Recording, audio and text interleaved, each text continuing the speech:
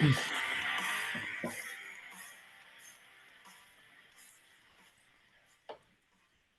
right, well, welcome to the Sports Guyz. This is another NFL weekend recap for October 15th. We're looking back at a really amazing weekend of NFL action. We even had 2 Monday night games, which was really cool to see. There's just nonstop games from Thursday to Monday. You just can't keep up with it all. And we have Major League Baseball playoffs going on. We had the NBA kickoff this week. We have hockey rolling. Canes and Capitals both won their games last night. How you doing, Robbie? Doing great. Loving the sports. Just very busy these days, having fun. Joined a men's group a few weeks back and really enjoyed that this evening. It was great. Shout out to all those guys. And just so much good sports, and especially at the pro level too. Just real excited to get into what's been going on this week. Absolutely. So you can see the title of the program tonight is New Stars Rising. We're going to talk a lot tonight about all the games, but mainly some of these new stars that are coming to the league. You've got 2 of them behind you right now, Jackson Dart, Cam Scadaboo. We got Egbuka. We've got, this new kid for the Washington Commanders who's been so good. They call him Bill. We've got all kinds of guys. Bijan Robinson. You've got Drake May playing really well with the Patriots. His numbers are actually better than Josh Allen's right now. Mm-hmm. What are your thoughts about this kind of new stars rising right now? We're 6 weeks in, and all these new guys are making huge impacts. I think it's the product of NIL. Okay. I think they're arriving at the league, mature men, fully formed players. Nobody has to take a flyer on a second-year quarterback who might be good one day. You can wait and watch how they develop and make sure they get the maturity because they're staying in college longer because they're getting paid in college. And so it's a better product when they arrive in the NFL. You know how many games Jackson Dart started in the SEC? 45. 45. That's a lot of tape. That's a lot. And when you play in a great division like that, unlike a Trey Lance who only started 1 year in his college career, his senior year, you got Jackson Dart comes in with 45 starts in the SEC. The Trey Lance thing would have not happened nowadays. Just wouldn't have happened. Right. There's no reason to take that level of risk on a player with so little tape. Have you ever seen so many guys getting thrust into the spotlight who are rookies as well? It feels like a lot of these teams are really relying on them, not just for juice, because they're bringing juice, but for starting roles at almost every position on the field. A lot of that has to do with the structure of the contracts and how rookie contracts are so valuable now because that's basically underpaying a player if you can get him on the field and pay him $800,000 a year instead of $30 million. I heard somebody saying that that's why the Bills are struggling is that some of Josh Allen's money didn't really hit until very recently. And the fact that he's not surrounded by that much talent, if you take away the running game and you just stack the box, which is what they did the last 2 weeks. Which is what they're doing with James Cook. You take James Cook away, and Josh Allen's thrown to nobody again. So I think the Bills are an illustration of the mishandling of the cap. That can happen. You're hoping that your picks all work out with Keon Coleman and these guys. Their problem is much more defensively, though. I mean, the Bills and Ravens have the same problem. The Bills are just a little bit better than the Ravens, not much. But I think that the defense being weaker is a result of those contracts where now they've paid, they've paid Cook and they've paid Allen. So they can't afford to keep people like Von Miller. A couple of years ago, they had to get rid of him because they saw this coming, So they now have Milano and Shaq Thompson, who's in his 10th season, and that's about it. They don't have much else. No, they're very light on talented players on defense. They've spent their money a little bit on offense, but just in a couple of stars. And that's what the good teams are not doing anymore.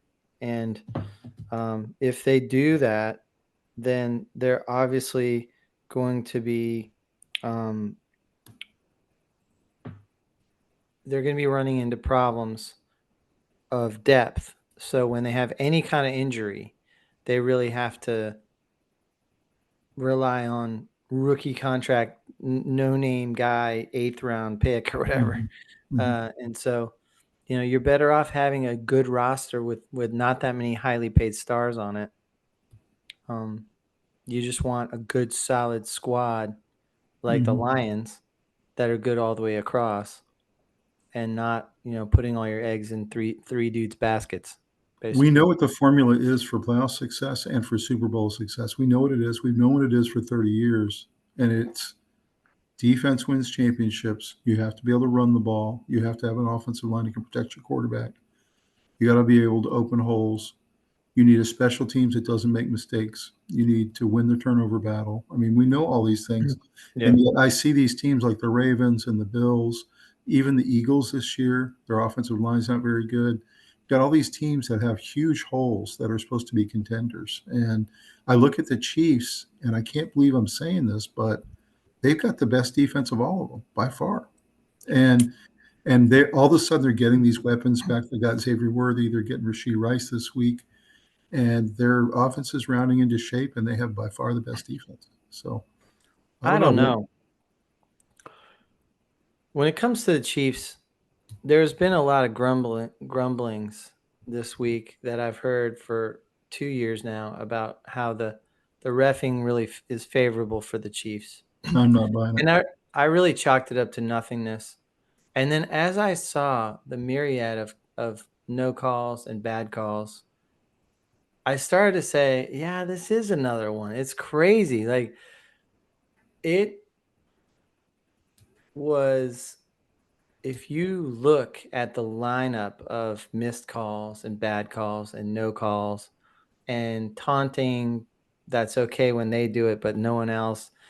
It's kind of remarkable, actually, But that if you it's this obvious. but if you just turn the sound down on the game, the Chiefs versus the Lions, and you just watch both defenses the entire game, which I did, their defense is significantly better than the Lions. Whether the Lions are banged up or not, it's not close. I But mean, if you have, the Chiefs were in the backfield almost the whole day. The but Lions I were very disagree. comfortable. I disagree, because what's happening is the Chiefs know now that they're not going to have any penalties called. So they are blocking people in the back and holding and doing everything possible. They're very good now at hiding the bending of the rules that they're not going to call. And it's just it's amazing. I mean, it's amazing to have no penalties in every Super Bowl. They have no holding.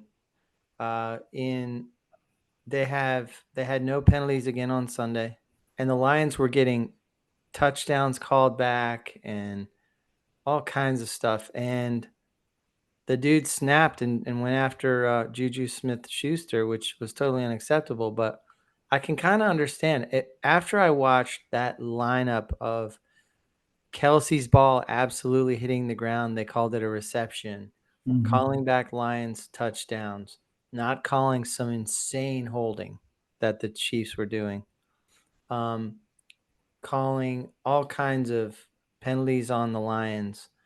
And at a certain point, it got ridiculous. And I didn't pick up on it when I was watching it. When I Are went back, you trying to tell me that the Lions don't have some holes on their roster, and especially on their defense? they don't have holes on their roster. If they have any, it's in their secondary because of injuries. But they're still very deep. It's the best roster in football. And the Chiefs' defense played really well, but they also got a lot of help at certain times. Like, for instance, that touchdown that got called back, the refs on the field didn't even throw a flag. I've never seen that before, where a penalty was actually called from the booth to undo a touchdown. I mean, doesn't that send up any red flags in anyone else? Like, is it just? I don't know. If you were to start conspiracy theorists? if you were to start a new franchise, I would take Patrick Mahomes over Goff. I would take Reed over Dan Campbell. I would take the Chiefs offensive line this year, not last year, the year before, this year, over I the wouldn't. Lions. You lost me at the offensive I, line. I would take the Chiefs tight ends and receivers right now, except for Amon-Ra St. Brown, who I think is probably the third best receiver in football. I would take the receivers other No than way. St. Brown. I'd take Laporta over. I would take, yeah, maybe Laporta over Kelsey, but the Yeah, I overall wouldn't. spread of weapons with I would Worthy take. and I with would take Gray. the quarterback and coach, and that's it. Everything else, I would take. No, I I'm would taking the take Chiefs defense. I would take Hutchinson over Chris Jones because he's younger. I'm taking I would- the Chiefs defense. I'm taking Spags over the Detroit Lion defensive coordinator. Spags is way better. He's the best He is defensive better, coordinator, but I maybe don't. Flores, but so I'm telling you, I'm taking that coaching mismatch. I'm taking the QB mismatch. I'm taking all of that and the defense mismatch. Taking those I three. think that this was so egregious that the NFL is going to have to do something when these two match up again, probably in the Super Bowl, that it cannot be ref like that. The only thing I would take from the Lions over the Chiefs right now would be their running backs. They definitely have way better running backs. No, it's not close. It's not close. It's not close. Offensive line, running backs, tight end, Not offensive line. most of the defense except for the corners. The Chiefs I were would living take in the the Lions. backfield. They were living in the backfield. It had nothing to do with penalties not being called back. It had nothing to do with bad calls. They were in the backfield almost on every play. Karloftis, all these guys. And the Lions have some concerns on the offensive line. They really do. I don't agree. So they're a very good team. I don't agree. Very good team, but they got beaten pretty soundly. That's what I saw. Hmm. What other games did you see that you saw some themes coming out of? Bucks are for real.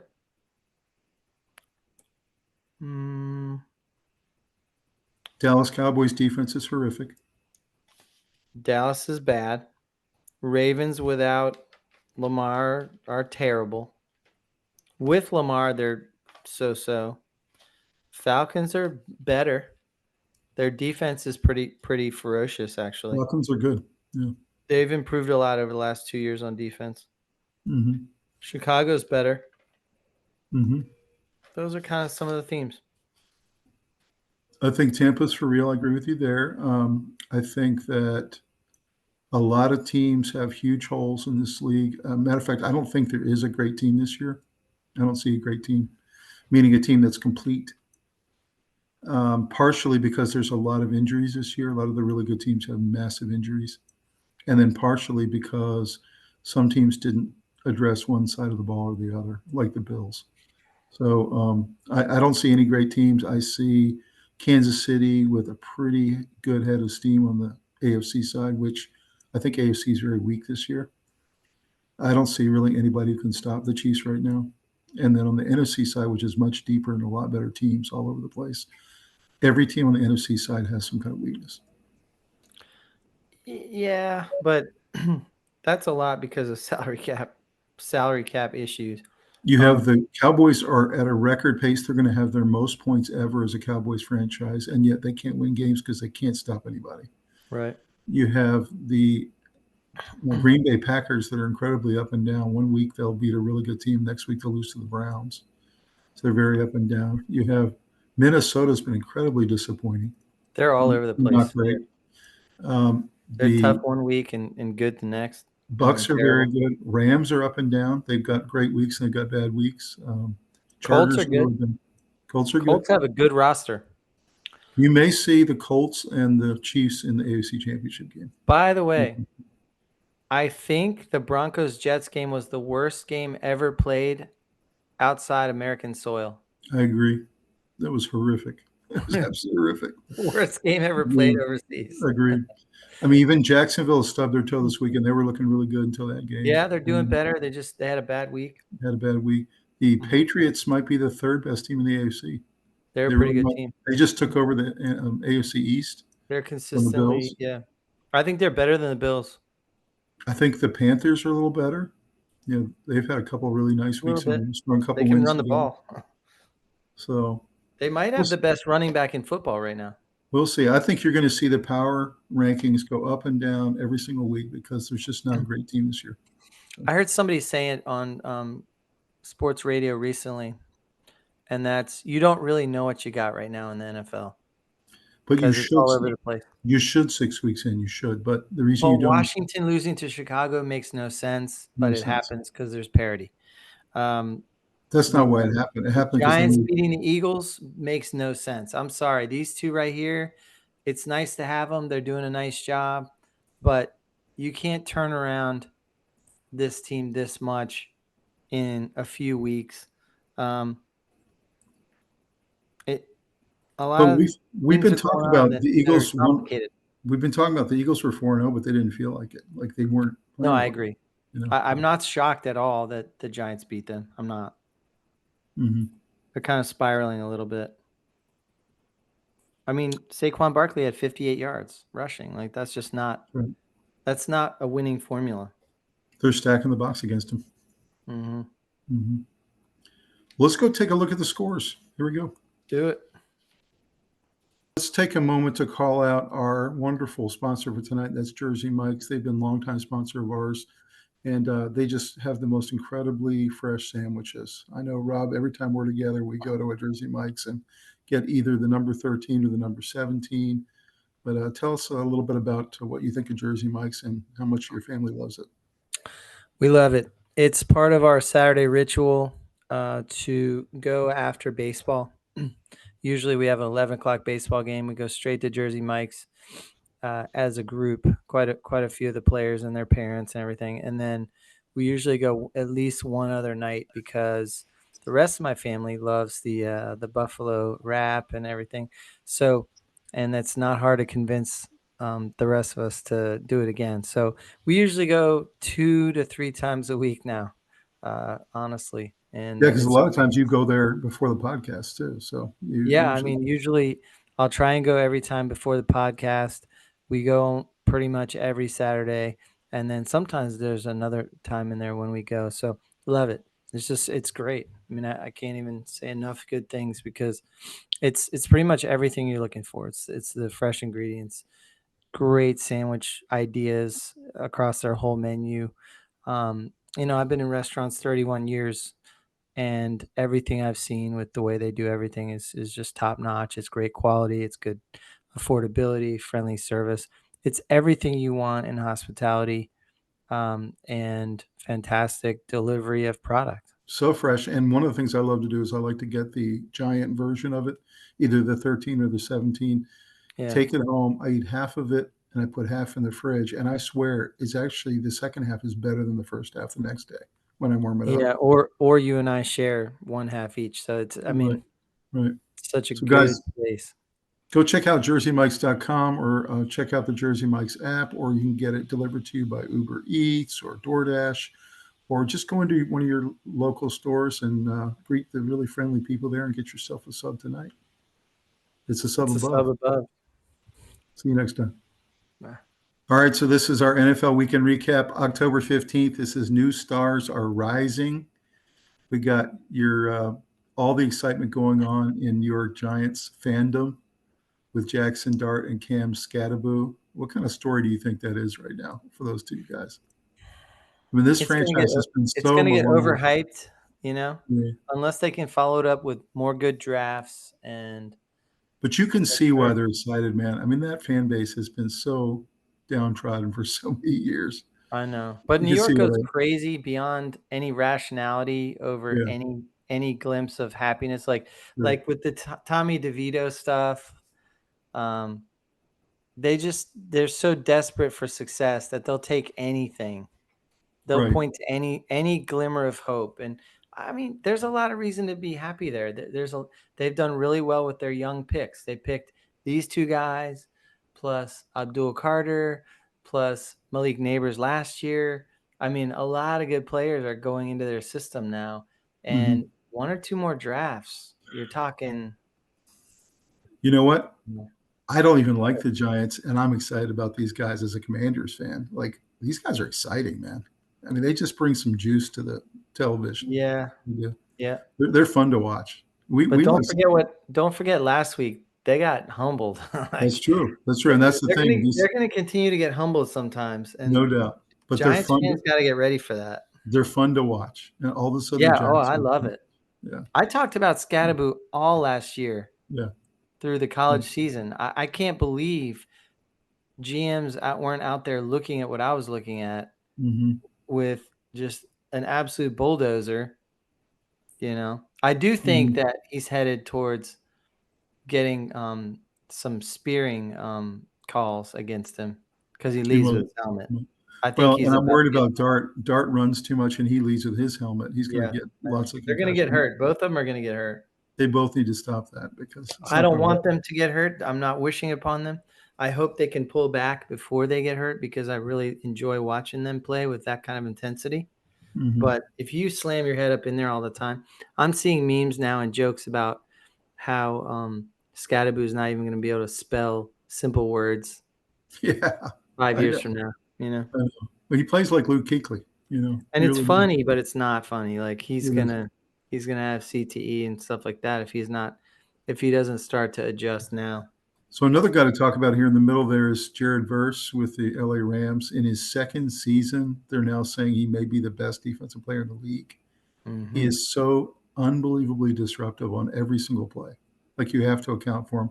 They're double, and in some cases, they were showing on ESPN, they're triple teaming him on some plays. Triple teaming him. So it's just crazy. I'm not going to say he's the next Lawrence Taylor or anything like that, but he just plays with a reckless abandon that you have to game plan for him on every play.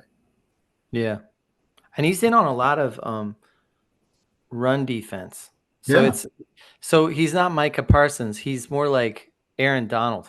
He's way better than Micah. Way better than Micah. He's like Aaron Donald. He's the closest thing I've seen in terms of pure domination, both against the run and pass. But he's quicker than Aaron Donald.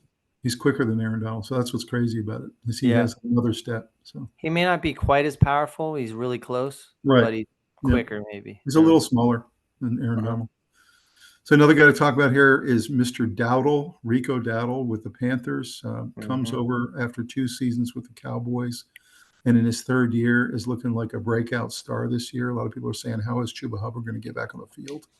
Because this guy has 500 yards in 2 weeks, and he's just absolutely tearing it up. And it was interesting. Canales was talking about, no one's talking about his offensive line, how well they're run blocking, but it really is true. I mean, there's major holes on almost every play. I know. I've seen some breakdowns of the holes. It's pretty great. They're just breaking open huge runs. So pretty exciting for this guy. He was kind of thrown on the trash heap by the Cowboys. They wouldn't pay him. The Panthers get him for 2 years for $8 million, which is a pretty reasonable contract. And now he's really running with authority. So it's fun to watch him play. There's no problem there whatsoever. You're going to need both him and Chuba just pounding away. Running backs take a pounding and they get hurt really easily, especially soft tissue, calf issues, stuff like that, thigh. You need a two-headed monster. You need that so that you don't start breaking down. And when you're running a running back who's breaking down, they get injured. You can't run him 35 times every week. That's not going to work. No. But you do need to run them together 40 times. That's right. And if you do that, you probably win because you're going to gain control of time of possession. Think about what this does for Bryce Young to run the ball that much. It opens up play action. Yeah. So much pressure off of him. So another guy to talk about there on the bottom left is Egbuka, who's been the most exciting rising star this year. It's just amazing. I mean, he's already in the top 5 receivers in the league, and he's a rookie. Last year, he was probably my favorite receiver. He holds Ohio State records. Can you imagine? Do you know how many good wide receivers have gone through Ohio State? I know. And you talked about him in the draft about how he was the sleeper. He's when the sleeper. Buccaneers got him. And he's not a sleeper anymore. He's probably their best receiver right now. No one could understand why they went and got him because they already had all these great receivers. But it's making a lot of sense now because the other 2 guys are on the shelf. Godwin got hurt and Evans got hurt. He's really exciting to watch. Egbuka. I got him on my fantasy team. Out there too. I'm really happy he's on my fantasy team. He's been playing great. Next to him is Bijan Robinson, who a lot of people believe is the best running back in football. I noticed that in a lot of fantasy leagues, he was chosen first this year. I didn't really see it coming that he was going to be this good, but he is really dominant now. I mean, he got 170 yards rushing on Sunday. He looked so good the other night. Insane. Absolutely insane how well he's running. So good. and he's getting like 170 yards rushing and 69 yards receiving. So he's just so dynamic. So did you see this coming with Bijan? No. No, because I never believed they could build their defense up so fast as they have. I thought that they would always be behind and having to throw.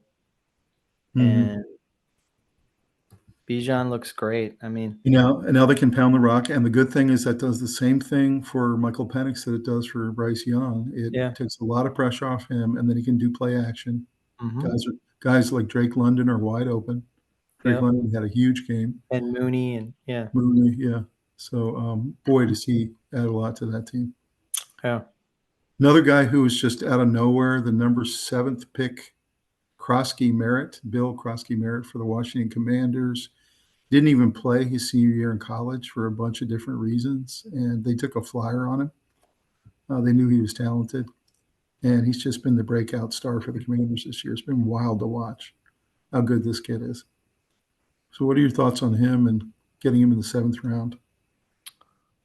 The Commanders always get good running backs. Like they can trade away their running back and replace them with another one. It's that's just a skill they have, is picking running backs. The problem is they don't pick linemen as effectively. So they end up having a weakening offensive line as the season goes on. And That's that right. running back is running into just stone walls. Mm-hmm. And but yeah, I'm not that surprised, to be honest with you, that the Commanders found another one. Like, I'm not surprised at all. Absolutely. And then the final guy on the slide here is Drake May. In his 2nd season, is rounding into a top 5 quarterback, at least stat-wise. His team has just taken over the lead in the AFC East for the first time in 8 years. And the Buffalo Bills are now in 2nd place. And he's just playing fantastic. You know, six weeks into having a new coach, Vrabel, who everybody knew he was going to improve that team. And all of a sudden, Drake May looks like a very steady franchise quarterback for that team. What are your thoughts about Drake May and his development? It's been nice because they've had low expectations, but they have really good players, a really good system. They've got discipline. Drake May was a good pick. He's some games this year he's been leading the team in rushing. Yeah. He's You know much what I more mean? elusive than I thought. He's more athletic than I thought. So I think they still need some more pieces, but they definitely are in the right direction. That's right. They've picked nicely. So, And his passing yards are way up there. I mean, he's yeah. like 2nd in the league in passing, and he doesn't even have any weapons. So Yeah. got essentially one receiver and a bunch of guys. I've been very impressed with him. He's a Me North too. Carolina kid, which is really cool. He comes from our state, and great to see him having success. Looking at the scoreboard here, we talked about this Giants-Eagles game. Shocked some people, didn't shock others, because the Eagles came into New York really not playing well. You can see they got essentially shut out in the 2nd half, couldn't get anything going, and Cam Scatabo and Jackson Dart and all the guys just went off in the 2nd half. So what do you take from this game? Do you think it's more about the Giants? Do you think it's more about the Eagles are fading? Is the Eagles' window closing? Are the Giants rising? What do we take out of this one? When I watched this game, and I felt like the unsung heroes were the Giants' defense. I think a lot of people have maligned them quite a bit. There's a lot of no names on that defense. I don't And know. That front four is one of the no, best. but I'm going to say it's starting to round out at the front, so that the other players are starting to step up. They have one of the best defensive lines in the league, with a bunch of people behind them that nobody's heard of. But I think they have actually a lot more talent on the defense than people realized. Brian Burns and Abdul Carter, they're just fantastic. You would do so well to get them on your team. But if you think about it, I mean, they got 3 sacks, 7 tackles for loss, an INT, and a fumble. That's a lot of pressure on the Eagles, It is. and The amazing stat for me was on third down, 1 for 9 was Philly was 1 for 9. And the Giants were 11 for 16. Anything over half, 50% is incredible. And so, I mean, that was a big stat. And if you think about Philly, I mean, a lot of their scoring came in tush-push formation. At one point, they ran the tush-push 4 times in a row. I know. It's Finally crazy. pushed it in. But It's actually for the first time I've heard a lot of people say I haven't been against the tush push until right now. Now I am. I think they're going to outlaw it. I think it takes away from the quality of the football and the enjoyment of watching. There's so many penalties on the play that can't be reffed. There's so many times where there's false starts, offsides. It's a play that's almost impossible to ref properly. it's a rugby play in American It's a football. rugby play inside of football, and it shouldn't be allowed. So I agree. that's my opinion. I think it should be outlawed too. It shouldn't be outlawed because the Eagles do it well and others don't. That's not the point. The point is it's not fair to the defense I think because everything they do is fine except for the pushing in the back. That's the one thing that should be outlawed. but that's what makes it the tush push and not I know. not a quarterback sneak. I know. Quarterback sneaks should be fine. It's the two guys in back are allowed to push the quarterback, but defenders are not allowed to push each other. So it's not fair for the defense. It's an abnormally I agree. advantageous towards the offensive side to the point where it's ridiculous.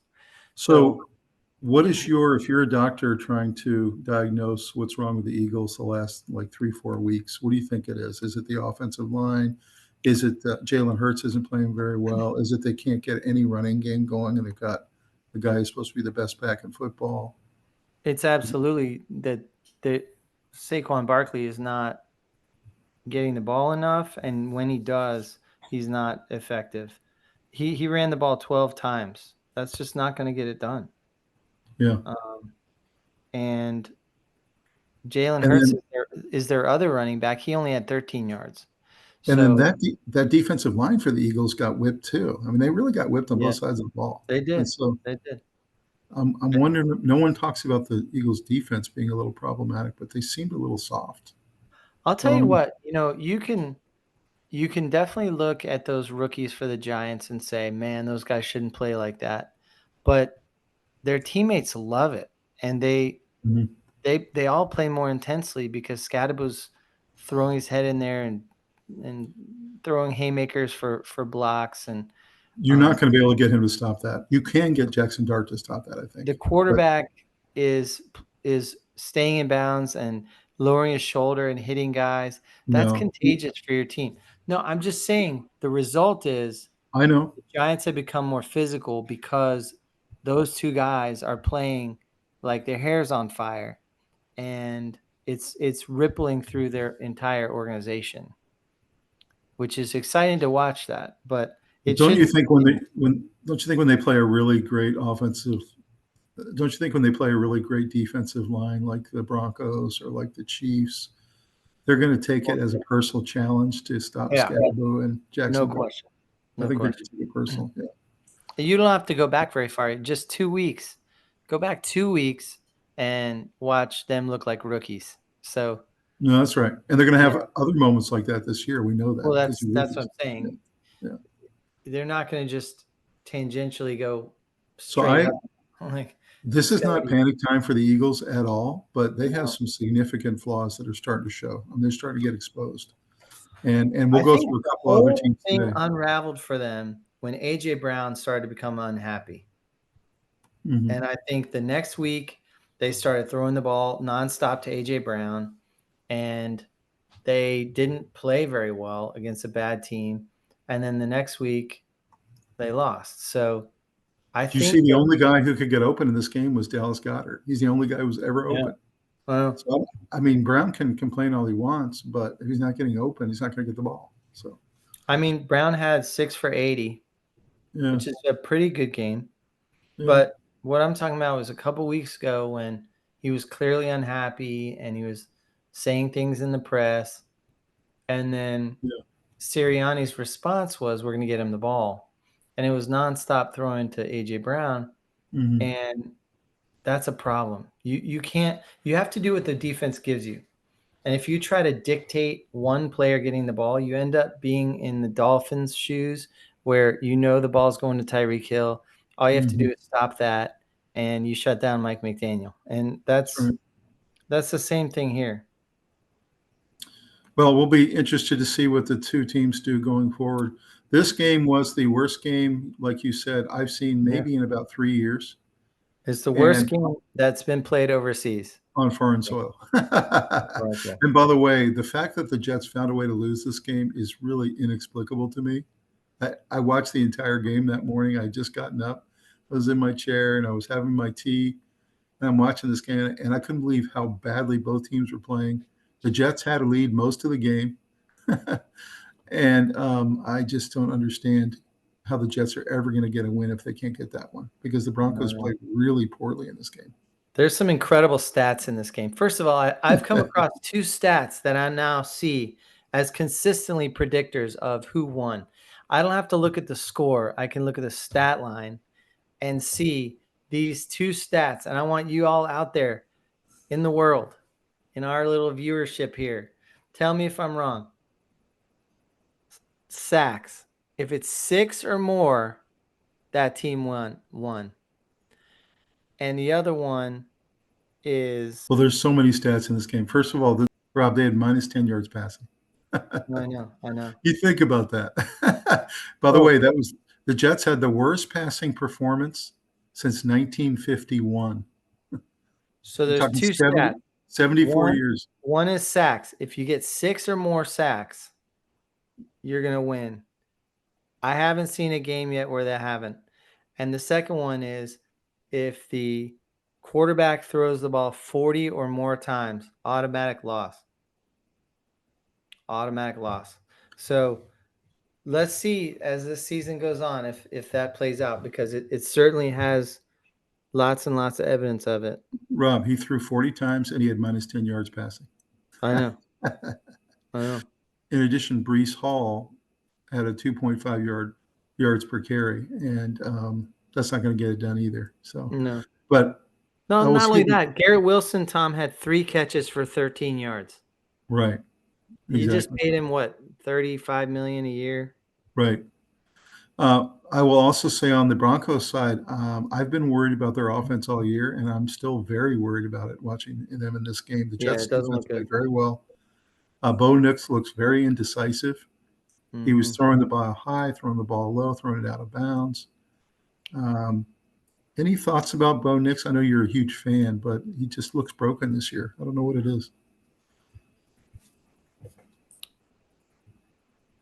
Broken is too strong a word. I think there's something out of sync there, but it's not panic time. They're getting wins. They're 4-2, so they're doing okay.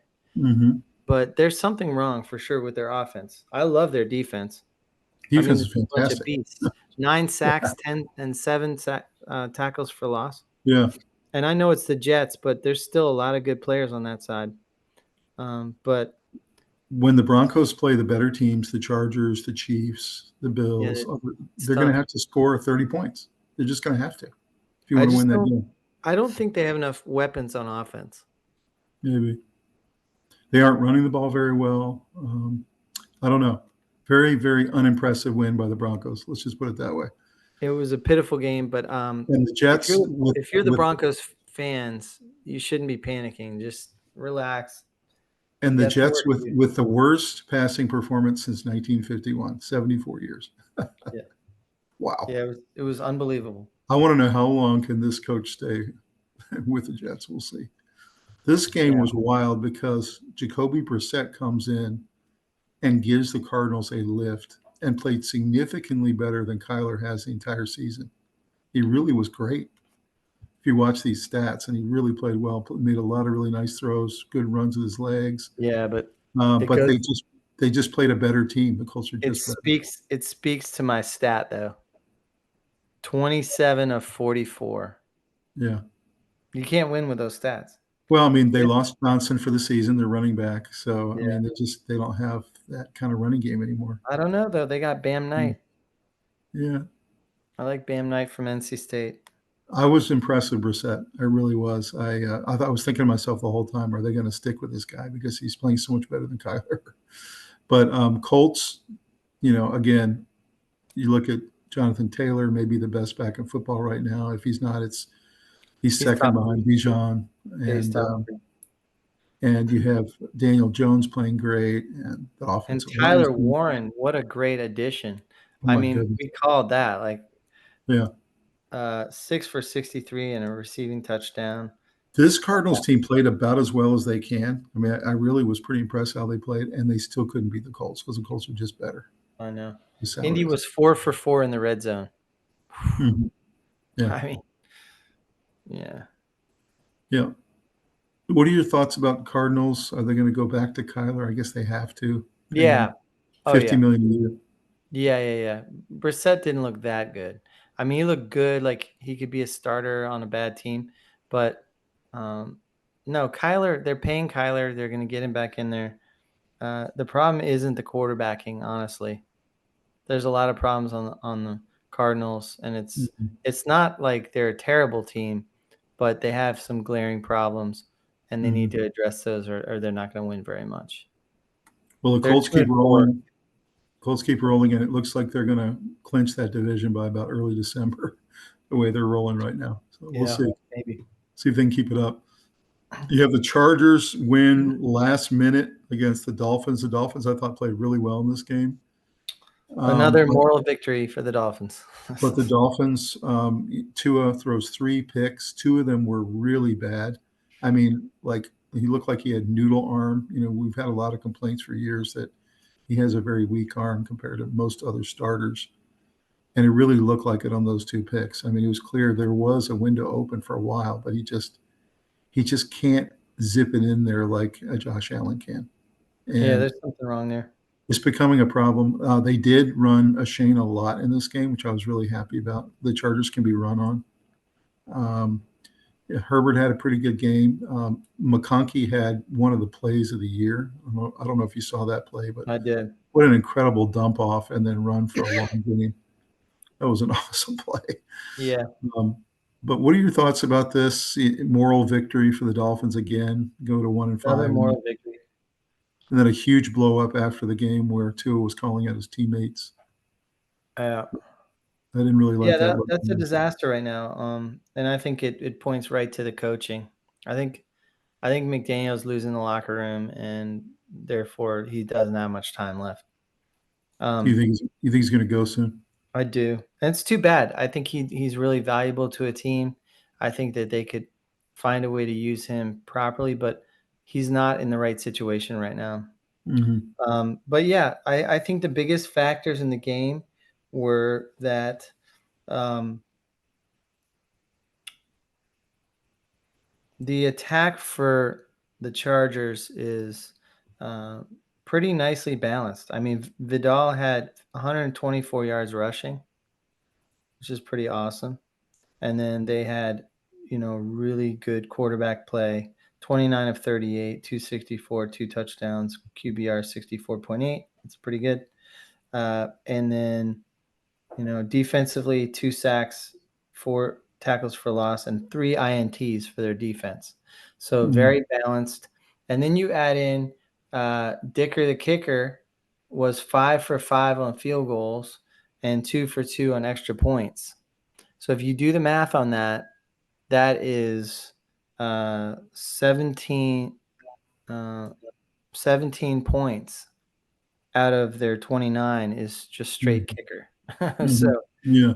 you know, One thing that bothers me about this for the Dolphins is if they cannot win this game against the Chargers at home, when the Chargers are the second most injured team in the league after the 49ers.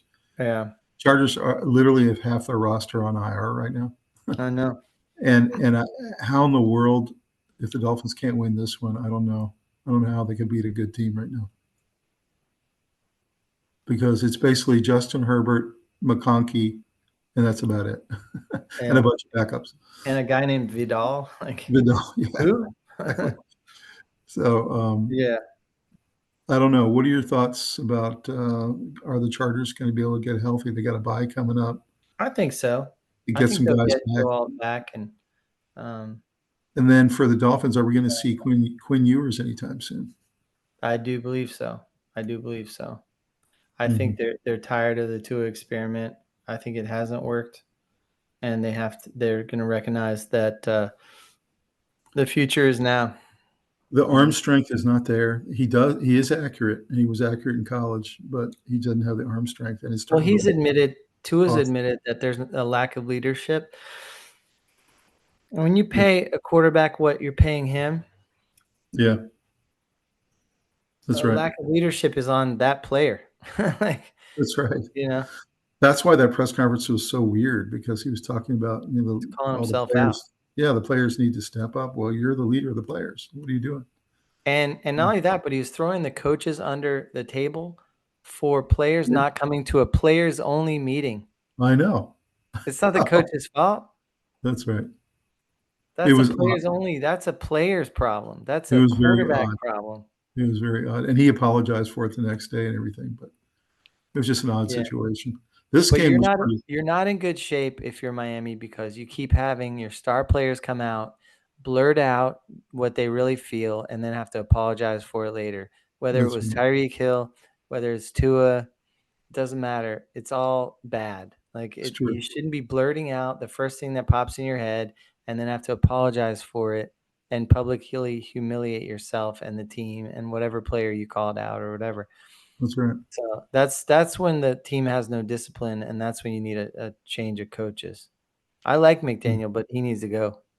I agree. He's lost the locker room. He lost the locker room. So this game was the first time that Baker has been able to kneel down in victory formation. His other 4 wins have all been last second, pull the game out at the end kind of situations. This was a really exciting game, great game to see 2 really great teams. We saw Mac Jones' real limitations in this game. The Buccaneers just brought the house on almost every play. And Mac Jones was able to make some nice completions, but he did have a couple really bad picks. He was under duress most of the game, and I was really impressed with Tampa Bay's defense in this game. They really were solid. They were great. And, again, with the 49ers, no Ayuk, no Kittle, no Brock Purdy. They did have McCaffrey, but they just are a total shell of themselves. They lost Warner for the season, which was Mhm. really, really sad. It's devastating. What are your thoughts about this? Are the Bucks one of the top 3 teams in the league, and are the 49ers fading? I think the 49ers are once again banged up, and there's not much you can do about that. I mean, you can't replace Fred Warner, and when he goes out, the heartbeat of your team goes out, not just your best defensive player. You could argue that he's more important than Bosa, but if he's not, he's certainly second. So I think that the 49ers are definitely a shell of themselves from a few years ago. But they did some good things. I mean, McCaffrey running and catching the ball out of the backfield, that's a dual way that he hurts you. He looks pretty healthy. Kendrick Bourne had a good game. So I mean, they're doing okay, but having Well, Mac Jones, 0 touchdowns and 2 picks isn't helping with a 20.5 QBR. yeah. They And need Rob, I Purdy wanna back. know also, how is Baker doing it? Because he didn't have all 3 of his top 3 receivers. Ibuka went out in the Yeah, first quarter. so I want to talk about that side of it. Was, I started with the Niners. Yeah, The Bucks, I mean, they're doing great. They're playing awesome. I and mean, and they're doing they so with a mash unit. That's my point. there are 2 stats that I pointed out that were in play here. Um, the the Bucks got 6 sacks, so there you go, and so they won decisively. They had 10 QB hits, so they hit Mac Jones 10 times, and they had 2 picks, 2 interceptions. And the other stat is Mac Jones 27 of 39, so he almost had 40, but it doesn't quite count. But if you throw 40 times, you're most likely going to lose. He threw 39 and they lost, so Mhm, that's not that surprising. right. Um, but what was interesting was the uh, the Bucks could run the ball, and the Niners really couldn't, not effectively. One interesting thing was Tez Johnson, wide receiver, a rookie. scored, and he caught the ball, and then he heard the crowd chanting MVP, and he came off the field and was like, "Why were they chanting MVP? I've only played a little bit this year. Like I haven't done anything." And someone on the team was like, "They're not chanting for you, man. They're chanting for Baker." He Yeah. goes, "Oh." So he's like definitely a rookie. He's a It's so rookie. Yeah, funny. yeah. Why are they You know, chanting MVP? that was an incredible catch. He caught it by his fingertips. I know. And you know He's what's gonna be a good amazing, player. Rob? But I want to go back to this. They didn't have Mike Evans. They didn't have Godwin. Egbuka goes out in the first quarter. They didn't have Bucky Irvin, their starting running back. I know. They didn't have all these players, and yet they play like this? Like, I I know. don't understand how they're doing it. I really don't. Baker's playing great. They have a good nucleus of players that just next man up. It's all working for him right now. The defense is taking a lot of He's pressure off losing their it. He's missing his top 5 weapons, and he scores 30 points. It's crazy. It Yeah, really is. I'm telling you, you get 6 sacks, and that really helps your offense. And I heard somebody say that they actually count a sack as a turnover, because what happens is most likely when you get a sack, you're not going to get a first down, so you're going to have to punt. Mhm. In the modern era, teams are going for it on fourth, but there's a good chance of turnover on downs. Mhm. But Yeah, there's good point. definitely a good chance that if you get a sack, that's going to be the end of that drive. Well, I have to say that Baker is playing at an MVP level now. I mean, there's Yeah. nobody can really deny it anymore. And he's doing it with, baling wire and chewing gum, and I don't know how he's doing Yeah. it, but and he Agreed. had his best run of his career in this game, with a really slick run down the sideline. So, I don't know, pretty impressive to watch. So this game, the Steelers took care of the Browns. You had the Browns start Dylan Gabriel for the second time. Aaron Rodgers, very efficient in this game, threw a couple of really nice touchdowns. They actually got a little bit of running going for the first time this year, the Steelers. Their defense was really stout, and they were in Gabriel's face all day. DK Metcalf was pretty dominating in this game. So Steelers go ahead and take full control of that division. Thoughts about this game? My stats again. You ready for this? 6 sacks for the Steelers and 6 tackles for loss. Mm-hmm. So that's to the good on their side on defense. And then Dylan Gabriel, 29 of 52.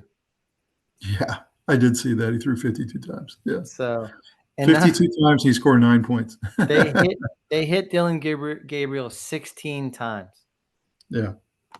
Yeah, he was just under duress all day. It was crazy. He'll be out within 1 or 2 games if they keep that up. That's right. The Browns have a fantastic defense and a and horrific offense. the Browns defense that's so vaunted and so good, 0 sacks. Yeah.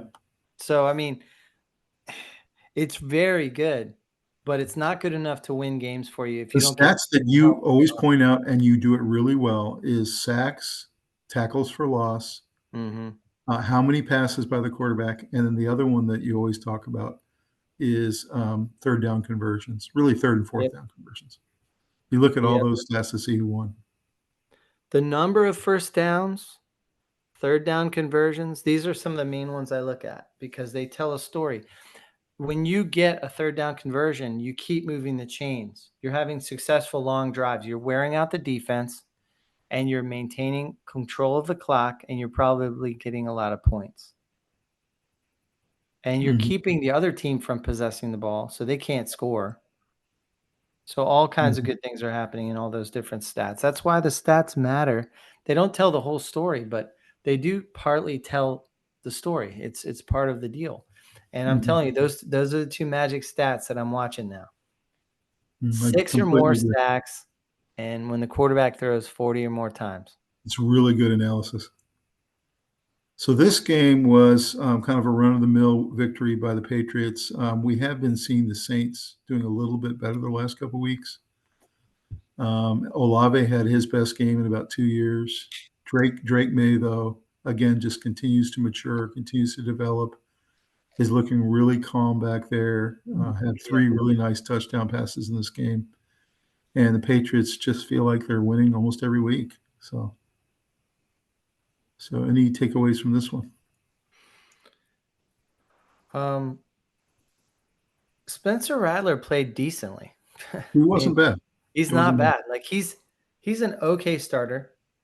Not great, but okay. But Drake May has established himself now. He's established himself.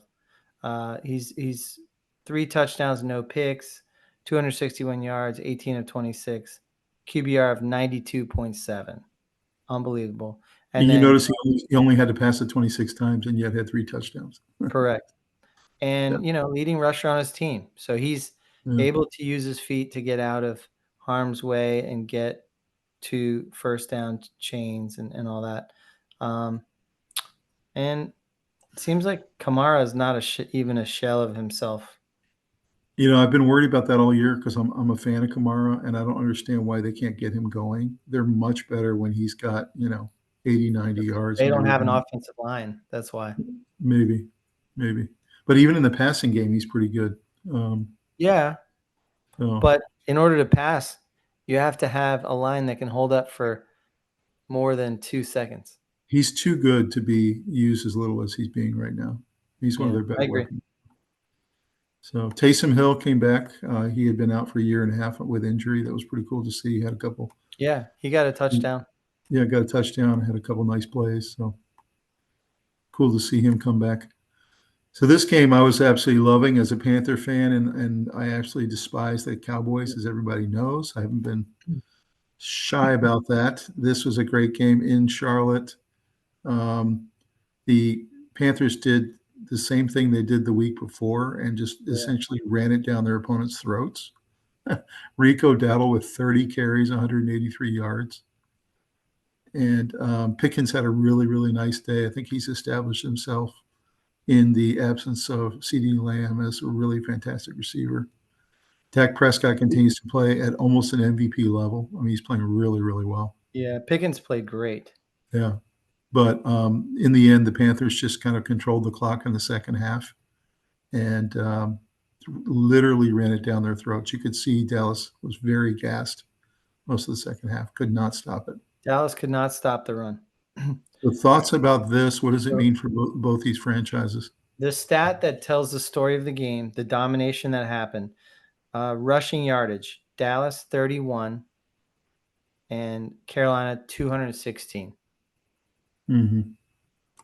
There's a couple other things. First downs, rushing first downs, 1 for Dallas and 14 for Carolina. Wow. That's astounding. They were pounding the ball and getting first downs. That's really what those stats are telling you there. Mm-hmm. And then there's a lot of statistical imbalance. First downs, 15 for Dallas, 27 to Carolina. Yards and on and on and on. So statistically, and then you saw Tedero McMillan got his 2 touchdowns. Yeah, he played really well. He's starting to ignite. Yep, he is. Didn't get a lot of yardage, but he didn't need it because Rico Dowdle was moving him down the field constantly. So, do you agree with Canales? Do you agree with Canales that his offensive line is not getting the cred that it should get?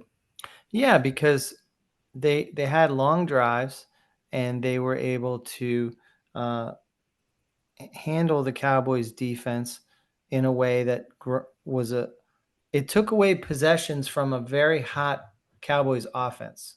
Mm-hmm. So the best way to beat the Cowboys is to keep their offense off the field. Right.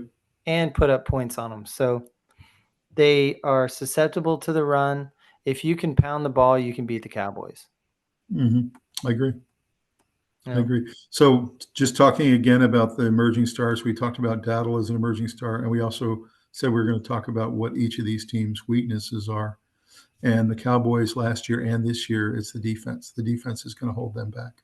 And we've seen it over and over and over. Their offense is playing at an extremely high level. And they should be winning more games than they are. And they're not because of the defense. Well, I'm not a huge believer in their offensive line. They're protecting decently for Dak. Dak's playing pretty well, but they can't run the ball. So I don't think the Cowboys' offense is flawless, and their defense has so many flaws that they just can't win. They can't win very many games. Mm-hmm. It's not that they're awful. No, they're not awful.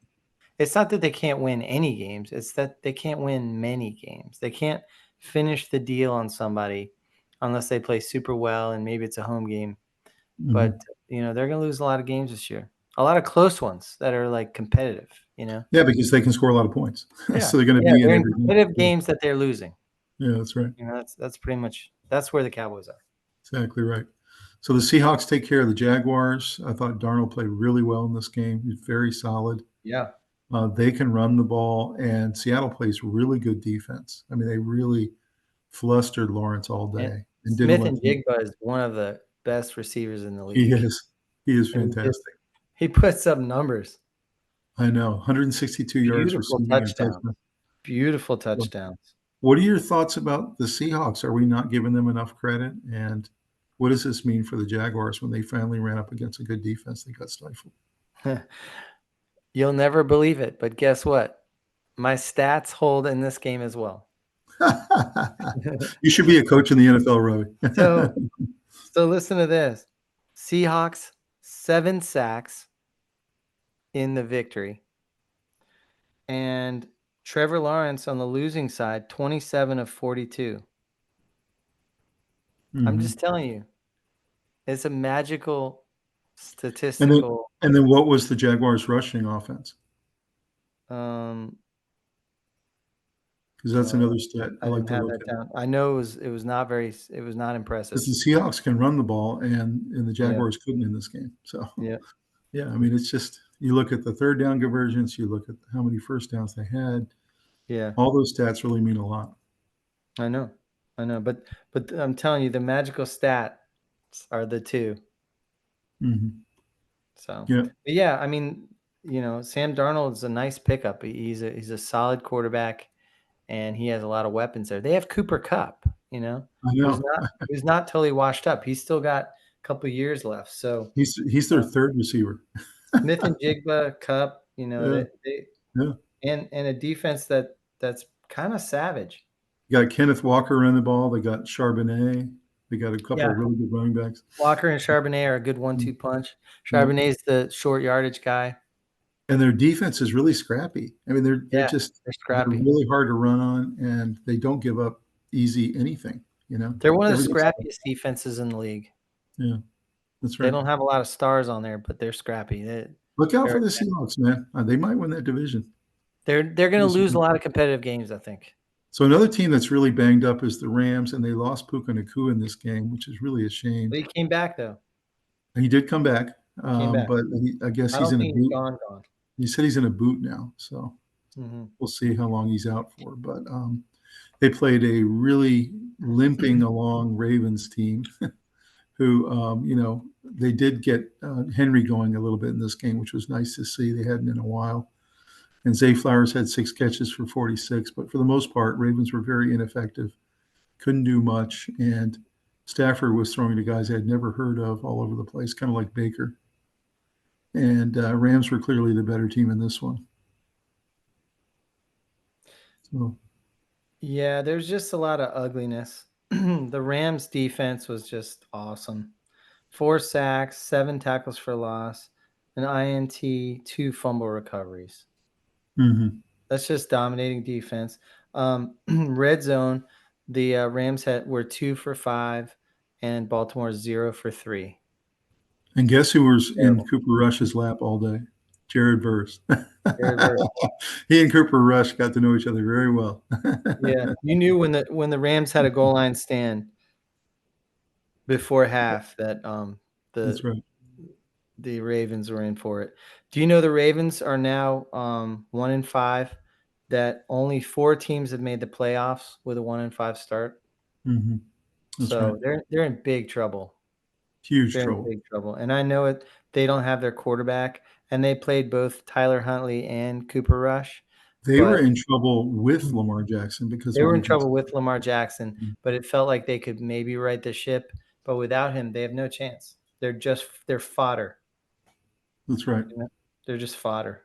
And it's really kind of sad because they're one of the premier franchises. It is. A lot of people. That's okay. That's all right. If you have injuries, you're gonna suffer. You're gonna go through these bad seasons. Yeah, 49ers had that last year. Mhm. So the Raiders and the Titans play the toilet bowl. Yeah. And the Raiders, we found out, are not quite as bad as the Titans. And Still a better game than the Jets and the exactly, it was. It was. Broncos, though. It's a And better game. purely because you had Ashton Genty in it, and he was doing his thing. So it's nice to Yeah, and see. Cam Ward played pretty well. About 2 hours after the game, the Titans fired Bill Callahan, and I guess they had been kind of thinking about it for a week or two and decided that this game was so abysmal that they couldn't wait anymore. So I'm not a big fan of firing midseason. What do you think precipitated this? You never know. Sometimes it could be they leak it out, but for the most part, you got to think that there was some kind of argument about the direction of the team, or maybe some players that they wanted to play, but Callahan didn't, or something. So you never know what the argument was, but it comes down to winning, and this is a results-based business. And when you're losing, your coach is not safe, and it doesn't really matter if you're talking about college or pro. It's the same thing. Mm-hmm. That's So, right. Yeah, I'm not a big fan of it, but again, maybe they thought he lost the locker room, kind of like McDaniels has, and maybe. if that happens, then they can't wait. This is So a back to result. my stats: 6 sacks for the Raiders, and they win. Yeah, that's right. Max Crosby. Yeah, I will say Cam Ward is not necessarily playing badly as a rookie. He he really looks is. like a decent rookie. Like he makes He rookie just mistakes. they clearly have the worst roster in football, and it's not Yeah, close. yep, They're devoid of talent. yeah. So He wasn't it's perfect though. I mean, he had a 13.8 QBR. whoever ends up taking the job from Callahan has a lot of work to do. It's about a 3 or 4 year rebuild, is what it looks like Yep. to me. We thought the Titans might be a little better than this year. They're just not. But if you do what the Giants did, which is quickly address important positions in the draft, you can turn it around quickly. Mm-hmm. Even though I think the Giants have a lot of losing still in front of them, they're pointed in the right direction. It's interesting that these number one picks come into these bad teams. They know they're bad, but don't you think it must be an adjustment for, Bryce Young and for Caleb Williams and for Cam Ward and these guys when they come in and they just end up, 2-14? It's Yeah. got to be an adjustment, right? Yeah, they're not used to it. They inject some winning culture into your failing culture, basically. Right. If you're picking in the first 3 picks, your organization is failing. Right. Unless you traded picks with a bad team and you got their pick. So Packers beat the Bengals 27-18. Joe Flacco had been signed and traded by the Bengals midweek. He only got 2 practices in, and he actually had a decent game. It was pretty wild to watch. They said that he kind of knew most of the playbook already. He's been around for so long. Jordan Love comes back after a bye week. He plays pretty well. They got Josh Jacobs going. They hadn't been running him very well for a couple weeks. He finally got going. Jamar Chase had a real nice touchdown towards the end of the game. Any thoughts about this one? Bengals struggling along without their vaunted leader. First of all, did you see the Packers corner who got schooled by Chase? Yes, I did. He was taunting Chase. Yeah. The play before. Mm-hmm. And Chase said, "Oh, heck no, throw me the ball." And he burned him. Mm-hmm. In fact, the Packers player was making fun of how Chase does the gritty. Mm-hmm. So he knocked the ball down and then did the gritty and was like pointing at Chase. And so Chase said, "Oh, really? Okay." And next play catches a touchdown and then did the gritty. He's the kind of guy I would not tease like that. He's just Do too good. not get him He's too good. fired up. What are you thinking? There's a couple notes I have. Back to my stat. Joe Flacco, 29 of 45 in the losing effort. That's right. 45 throws. But doesn't that amaze you that he can come in and have 2 practices? He practiced Wednesday and Thursday. Doing throwing your quarterback 45 times when he's only been there like 4 days? He doesn't even know the receivers' names.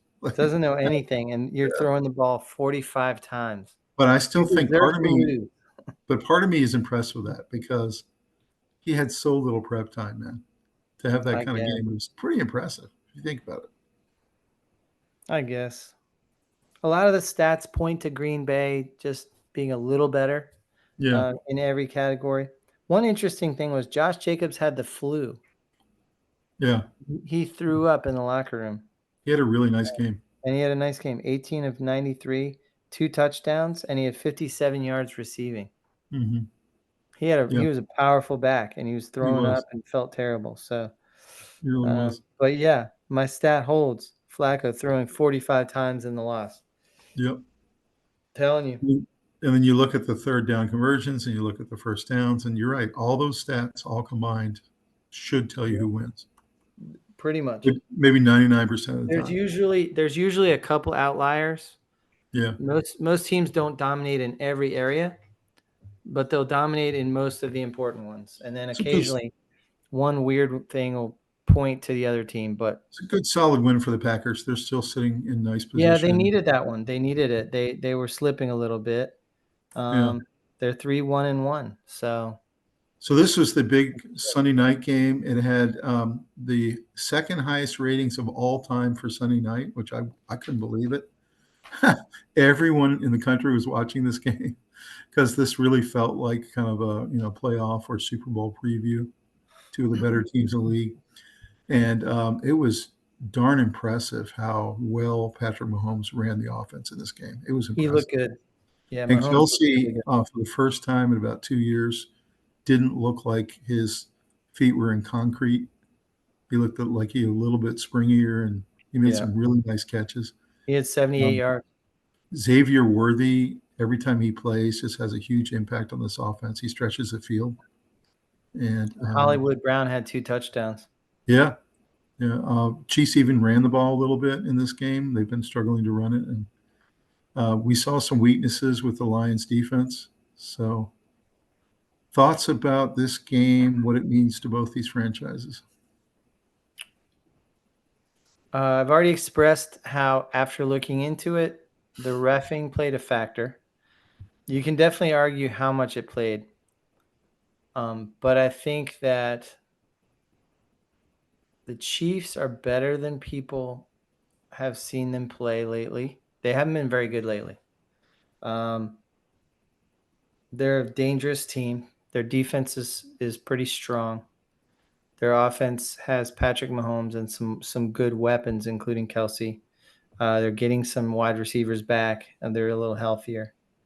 I still think the Lions are the best team in football, the best roster, and the best team. If you look at the coaching and every position players, every position group, they're the best team. But that doesn't mean they're not beatable. And when you look at Arrowhead's not a fun place to play No. for Yep. anybody.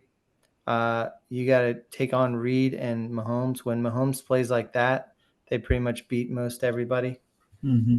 And then there was questionable reffing on top of that. So I think And that 30-17 makes it look like a butt whipping, and in some ways you could say it was. But if you were to eliminate some of those bad calls, it would have at least been very close.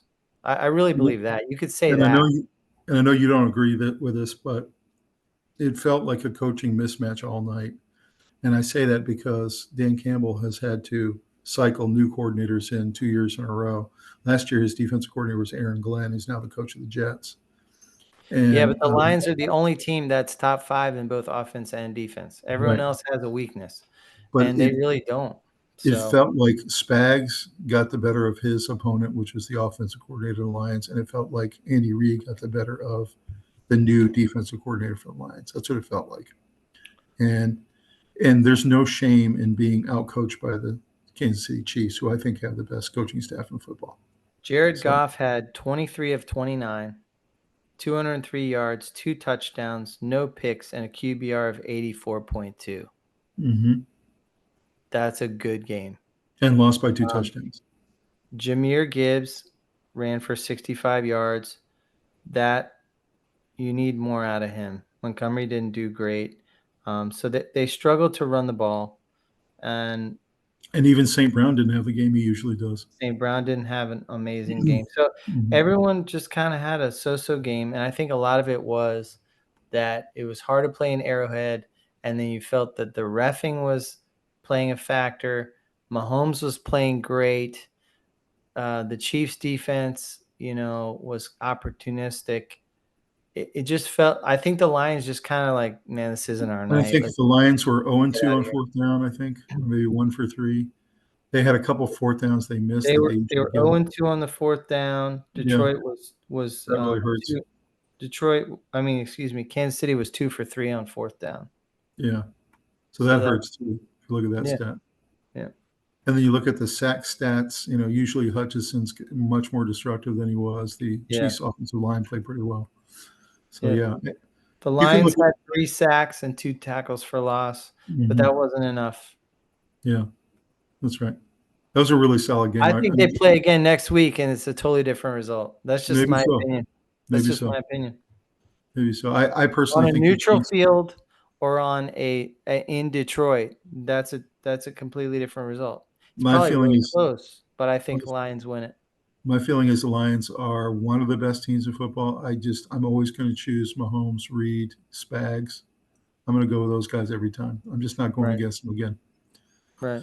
This next game, the Falcons did something really surprising. They beat up the Bills on both sides of the ball, both lines of scrimmage. Yep. They absolutely dominated. Bijan Robinson was unbelievable. This is the first time I really thought to myself, I think he's the best back in football. He looked awesome. And Drake London had his best career day ever, 10 for 158 with a touchdown.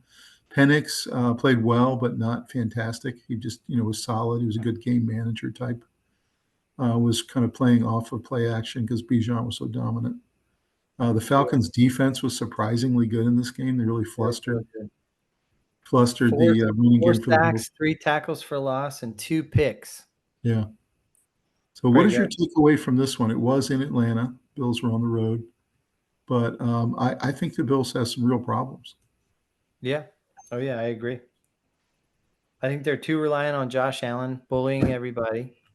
And he hasn't been as effective since they broke his nose. Like he finally got hurt, which I've been predicting for a while. And I never want anyone to get hurt. You could see it coming.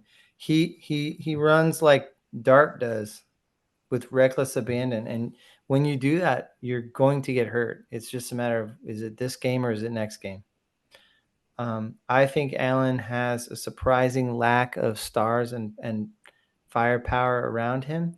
He has a defensive head coach, a lack of urgency on getting weapons. And not a good defense.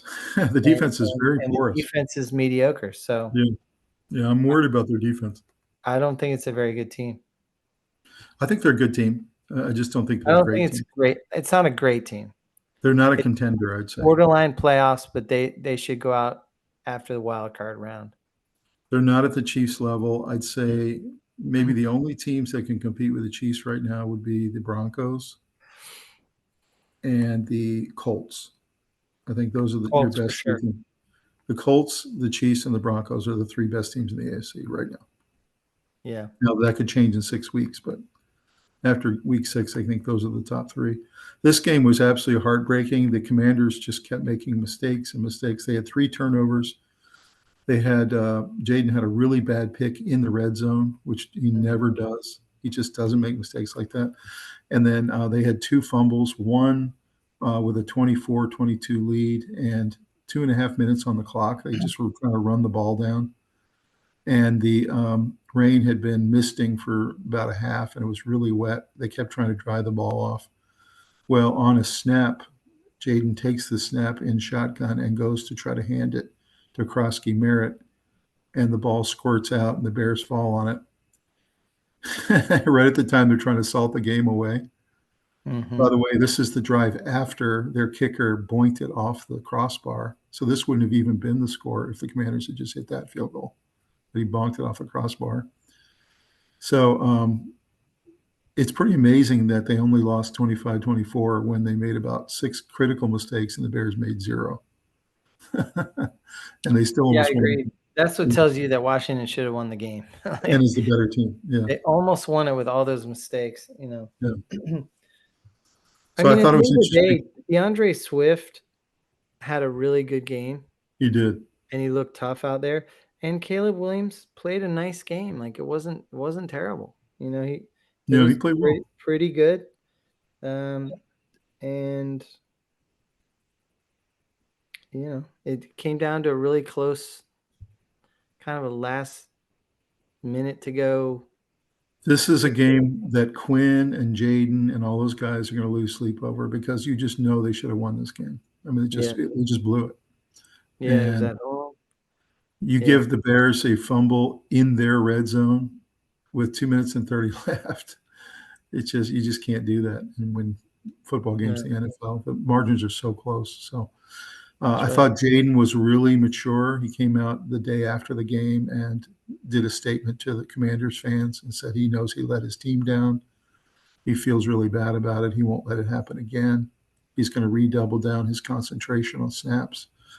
So I thought that was really cool of him to do, where he essentially shouldered the blame of this loss when it wasn't all him. But that was good leadership. Yeah. Really unusual to see him make that play and also the really bad pick in the red zone. This could have easily been a 10-point win and probably should have been. So anything else you take from this one?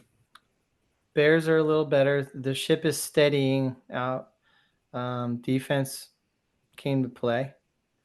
Commanders are still a very good team. Made a lot of mistakes and still almost won. Mm-hmm. So I don't take too much away other than I think the Bears are getting a little better. They're getting better. I think Commanders are still very good. The Commanders did show they have some holes in this game. Yeah, a little bit. The fact that Swift went off the way he did shows me that the Commanders have some holes in their defense. Now they're starting to get banged up a little bit too. They lost a corner in this game, which really hurts them. And Frankie Louvu is a really excellent player, but he got a little bit banged up in this game. So very disappointing. Commanders are my second team, so really hated to see them blow that one. Let's look at our fantasy football wrap up for the week. So this, after 7 weeks, these are your top scorers in terms of quarterbacks. Jaden Daniels is actually your number one fantasy guy right now. Dak Prescott 2 in fantasy. Patrick Mahomes 3. Drake May 4. Jalen Hurts 5. Baker Mayfield 6. Justin Herbert 7. Caleb Williams, Jared Goff, and Jordan Love. What's so interesting about this is, you'll have a guy like Jalen Hurts or some of these other guys on the fantasy list, and in reality, they aren't playing very well, and yet they're scoring a lot of fantasy points. Yeah. So it's interesting to see how fantasy scoring doesn't always translate to how they're really playing on the field. Any surprises here?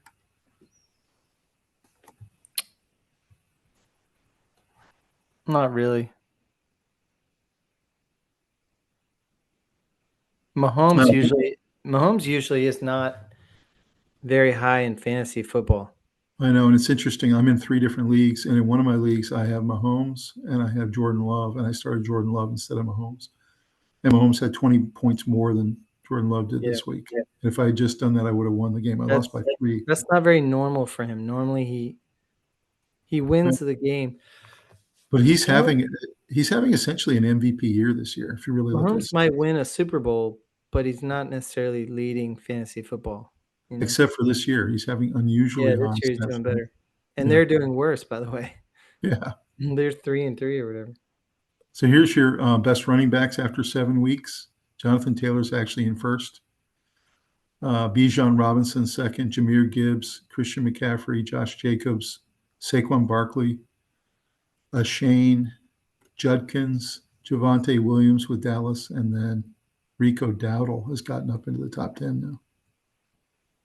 So any surprises here? Judkins. Yeah, Judkins. And I didn't realize Jahmyr Gibbs was this high up. I didn't realize he was 3. Oh, I knew that. Yeah. I think him and Bijan are the 2 best. Mm-hmm. I mean, Jonathan Taylor's having a career year, but yeah. Yeah. That's a great list. Bijan and Jahmyr are destined to be So here's your receivers. You got Here. St. Brown is actually the number one fantasy wide receiver this year. Mm-hmm. And number 2 is the guy you talked about, Smith and Jigba. Awesome. How wild is that? Justin Jefferson, Jamar Chase, Drake London, who had that huge game for Atlanta. Yeah. Rome Odunze, Nico Collins, Devontae Adams, George Pickens, and Deebo Samuel. Those are your top 10 receivers. So hopefully all you guys listening tonight have some of these guys on your fantasy teams. So here's your tight ends. Trey McBride leads. I'm really fortunate to have him in 2 of my 3 leagues. Jake Ferguson, Tyler Warren, the rookie. Tucker Kraft. Boy, is he having a good year for Green Bay. Whew. He's really kind of come up the charts. George Kittle is still on the list, although he's missed 2 games now. Dallas Goedert, Sam Laporta, Darren Waller for the Miami Dolphins. Travis Kelce, and Hunter Henry for New England. So, man, there's a lot of good tight ends in football right now. Yeah. It's kind of a golden age of tight ends, if you think about it. There's guys not on this list who are very good. Brock Bowers, guys like that. Yeah. You just don't have a quarterback. So here's your kickers, Brandon Aubrey. I'm fortunate to have him on 2 of my 3 teams. Chase McLaughlin, Cameron Dicker, Chris Boswell, Matt Gay, Pinheiro, Bagley, Fairburn, Harrison Butker, and then Jake Bates. So that's your top 10 kickers. So we had usually having really good weeks. We had kind of a bad week kicking wise this past weekend. A lot of misses or boinks off the post. Yeah, that's right. Here's your defenses. Broncos are leading. Patriots, Chiefs, Packers, Steelers, Seahawks, Browns, Eagles, Texans, and Rams. Any surprises there for the defenses? Not really. Texans kind of surprised me because they're having kind of a poor year, but most of these defenses are really playing well. So Green Bay's a little higher than I thought they would be. And the Patriots are a little higher than I thought too. So look at our power rankings for the week. Buccaneers for the first time in a long time, the number 1 ranked team in the power rankings. They got the Lions at 2 after their loss. Colts at 3, Bills 4, Broncos 5, Eagles 6, Packers 7, Chiefs 8, Seahawks 9, and Patriots 10. I think the Chiefs are way lower than they should be. I still believe, and I'm going to stick with it, that after the last 2 weeks, they are the best team in the AFC, in my opinion. So thoughts about this list? I mean, I think the Bills are overrated. The Broncos are overrated. The Seahawks are overrated. Okay. How do you like the Buccaneers at 1?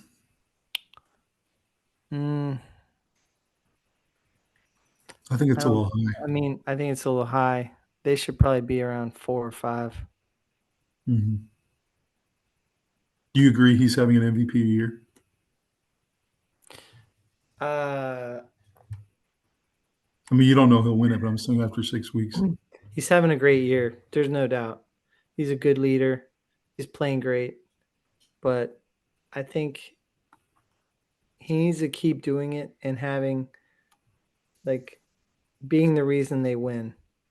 Mm-hmm. Not just along for the ride. Which he was the reason they won the first 4 games. Mm-hmm. Last minute drives. I agree. Mm-hmm. Yeah. I'm just saying he needs more of that. Yeah, that's right.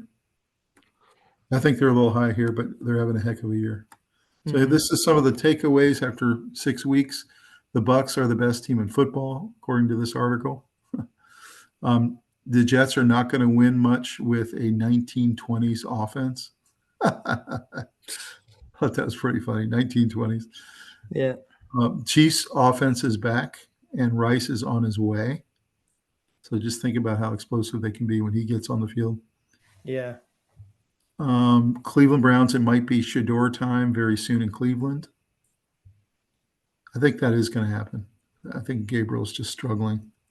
Not I'm that not it's even sure though good. because Shador holds the ball too long, and that Yeah, offensive line is he's gonna going to take be. a lot of sacks. Yeah, Yeah. I think it's gonna be ugly. So the Eagles offense is a complete mess. You agree with that one? Maybe too strong of a term, but not good right now. No. Their offensive line is very disappointing.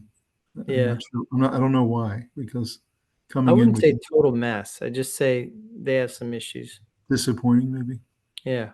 incomplete. The next one is Carolina is a sneaky team, very solid. What do you think? Yeah. Have we seen enough from them at 3-3 that they're the team you don't want to play? They're a tough team. They're a tough matchup. Yeah. And then Seahawks Darnold is leading a very good team right now. I agree with that. They're a team you don't really want to play right now. They're Yeah. solid. They can run the ball. They've got good defense. He's cut out his mistakes. He used to have Josh Allen syndrome, but he's gotten rid of the mistakes. Yeah. So, That's so I right. agree. I think I agree with most of those takeaways. Let's talk a little bit about Major League Baseball. In Game 1, you had the Mariners pick off the Blue Jays, take a 1-0 lead. Cam Raleigh, I mean, has this guy had a year or what? Yeah. Comes out of nowhere, has the best hitting year of all time for a catcher, wins Yeah. the It's been so MVP fun of to the watch. All-Star game and wins the home run derby, and now has his team a couple games away from the World Series. It's really amazing to watch. So then the next day, the Mariners take a 2-0 lead with a 10-3 win against the Blue Jays.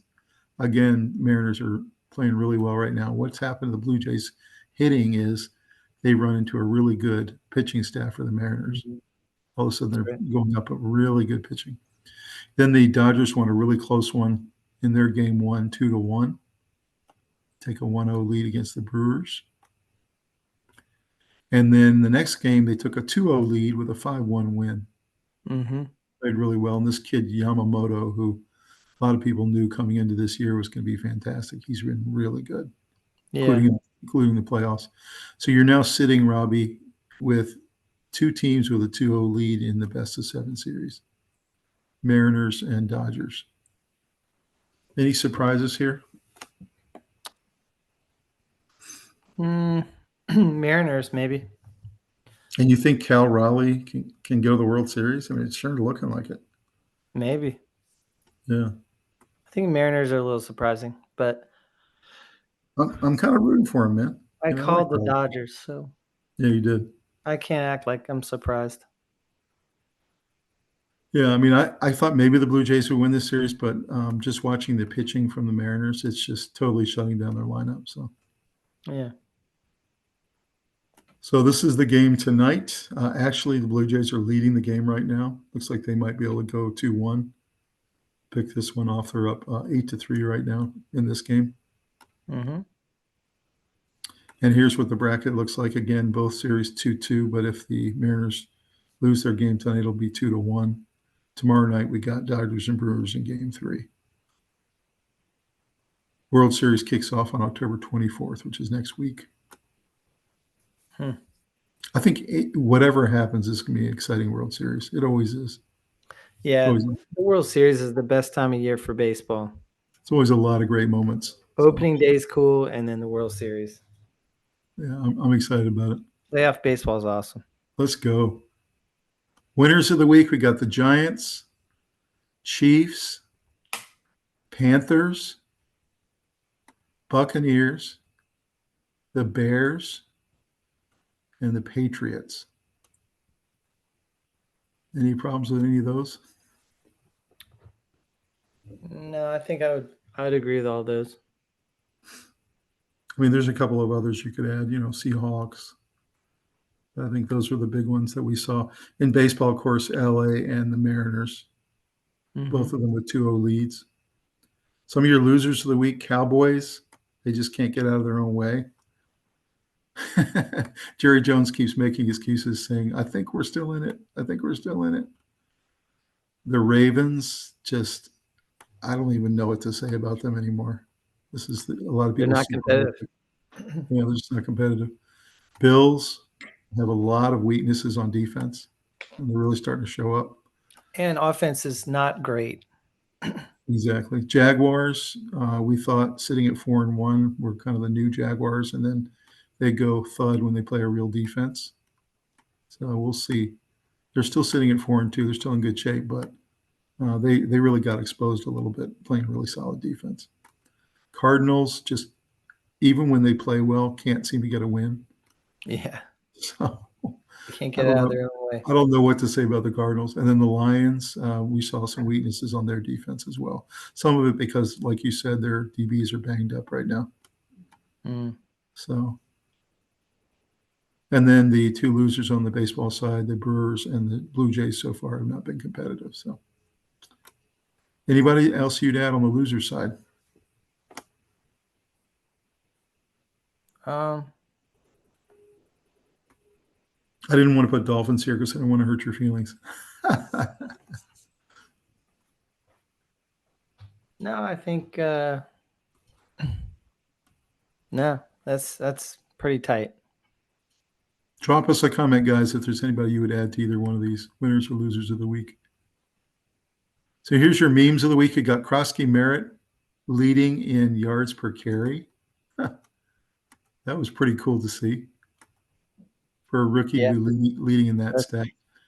You It's had real the good. New York Giants' New Hope. I like that with his lightsaber there, the new Luke Skywalker in New York. Yeah.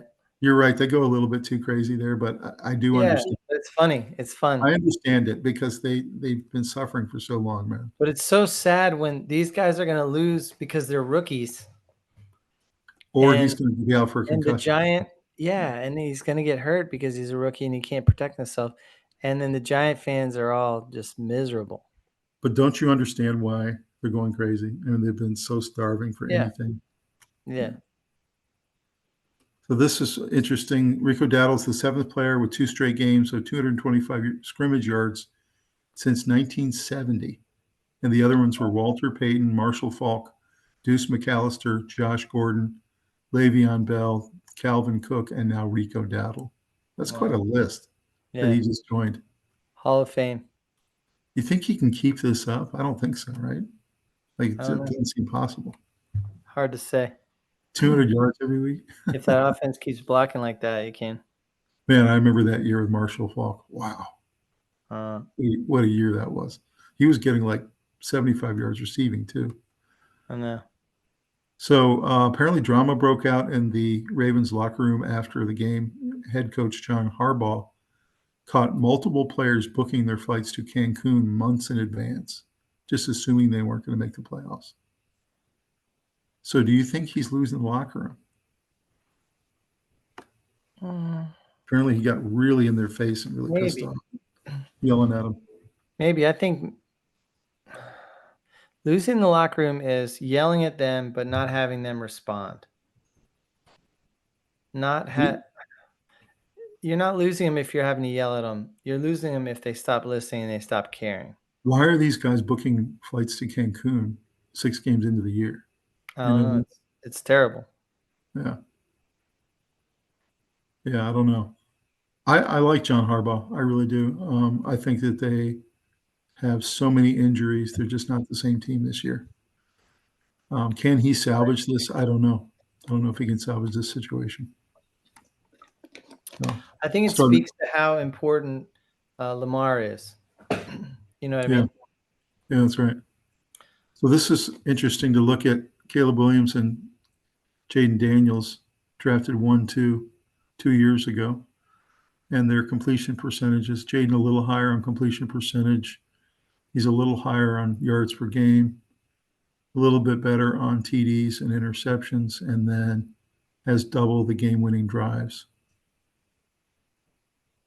So definitely Daniel's a little bit better, but thoughts about this? relatively close. I think, Caleb gets a really bad rap, but really hasn't been bad. No, he's I don't- had a good year. He's slowly turning the corner with maturity. Mhm. He hasn't been great, and he hasn't been as good as Jaden, but I don't think he's been bad. So I think he's pretty solid. Interesting to look at that contrast. So this was interesting. The last three number one picks have all had their head coach fired during their rookie seasons. So Bryce Young got Frank Reich fired. Caleb Williams got Eberflus fired, and now Cam Ward has gotten Callahan fired.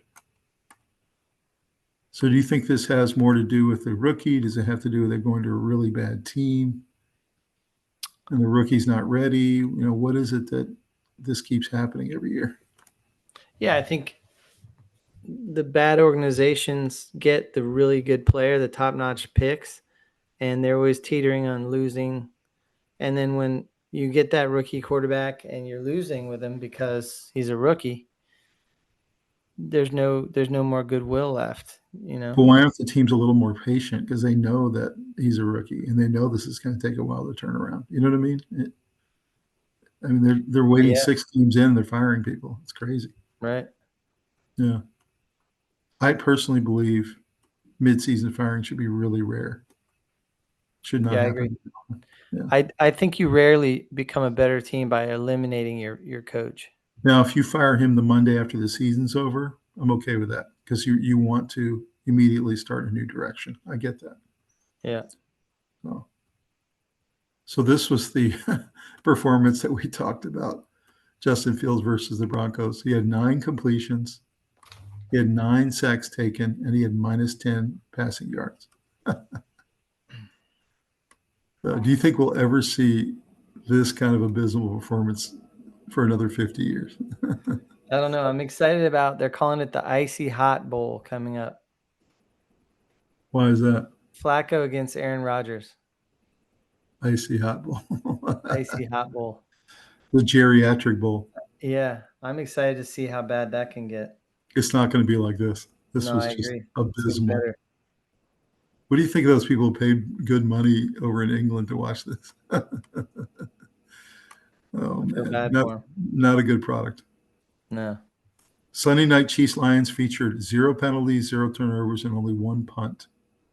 The cleanest game of football we've seen since 1972. Exactly. That's It's still a pretty clean game, generally. 4 for 38 and minus a touchdown. You can tell when 2 really good teams play and they don't have a lot of pre-snap penalties, and they don't have a lot of dumb plays. Normally, yes. They're really well-coached teams, Normally, yes. Yeah. But when you play the Chiefs, sometimes it doesn't really matter what you do. The fouls are getting called on you and not on them. Well, the 0 turnovers and the only 1 punt have nothing to do with the ref. The penalties do, but the 0 turnovers is just clean football. They're just playing clean football. Yeah. Yeah. So the toughest schedules left. The reason that the Commanders' loss was so brutal is if you look at their schedule, 6 out of the next 7 weeks they play playoff teams. And Cowboys have the worst schedule of all the rest of the year. Wow. Vikings next, Eagles third, Washington fourth, and New York fifth. So essentially the NFC East has the hardest schedule. It's so funny that it turned into one of the better divisions. Yeah. But they're playing a lot of tough. It's just like it's Lions one week, Rams the next. So do you think this division can survive? I mean, it's going to be a blood match week after week after week. Yeah, somebody will get injuries and then drop. Yeah. I don't know. I really felt like that Washington loss was huge against Chicago. They had to have that one. So. Yeah.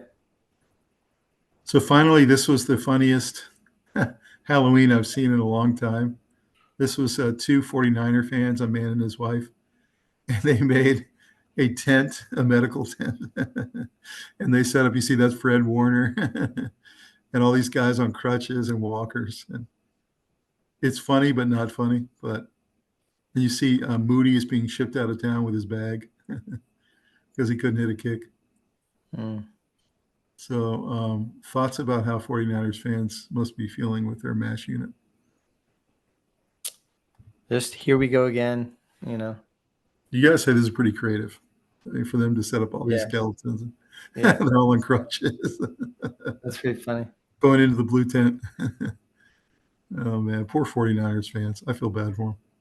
Yeah, same. Here's our subscriber challenge for the week. Of the top 6 preseason NFL teams, which is in the most trouble? Ravens, 49ers, Rams, Bills, Eagles, or Lions? So what do you think, Robbie? Ravens. I think it's Ravens, followed by Then the 49ers. 49ers, yeah. I think the 49ers, it's gotten to a tipping point now without Warner, without all their big players, without Purdy. It looks like Purdy's going to play only a couple games this whole season. Yeah, that's bad. So I agree with you. I think Ravens, followed by the 49ers. I think the Eagles are in some trouble too. I really do. I don't think they're in trouble, but I think that expectations have been too high for them. They And I need to think be reeled in a little bit. And I think the Bills have a defense that cannot win them a championship. That's what it looks like to me. So, drop us a comment, guys. Who do you think of the top 6 preseason teams, who's in the most trouble? Final question for this week. Who's on the biggest coaching hot seat?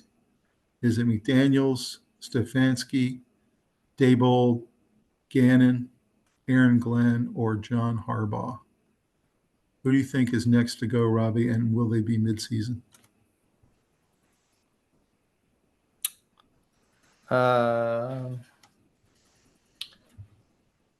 I think McDaniel. You do? Mm-hmm. Okay. I think Aaron Glenn. I don't think Maybe. he's He's one of them. They love him there. I don't think he's a head coach. There's not much talent in that building. I think almost all of these guys will get fired at least by the end of the year, after the season. But during the season, the only 2 I think who may get fired during the season are McDaniels and Aaron Glenn. Maybe. I think Stefanski, they're going to end up parting ways with him, even though he's a good coach. I think Harbaugh is actually at risk. I think Baltimore's starting to lose. I don't think so. Not this season. And then Gannon, I don't know how long he can last and be, 3-13. I don't know how long that lasts. Daboll might be able to hold on. We'll see. But I agree with you. I think McDaniels and then Glenn. I think both of them might get fired during the season. So yeah. So we'll go over to the mailbag. Before we start, I just wanted to do a call out to one of my favorite players of all time, Malcolm Brogdon, who today announced his retirement from the NBA after 9 seasons. And he gave a really touching tribute here to basketball fans and talked about how he and his family had really thought about this and that he had played all through preseason to see if he still had the heart for it and still felt good enough to do it. And informed the New York Knicks, who had his rights, that he has decided to hang him up. Just can't say enough about what a class act he was with Virginia and how he has been in the NBA as well, and that everybody who plays with this kid just loves him, just loves the person that he is. So any thoughts about Brogdon and his retirement?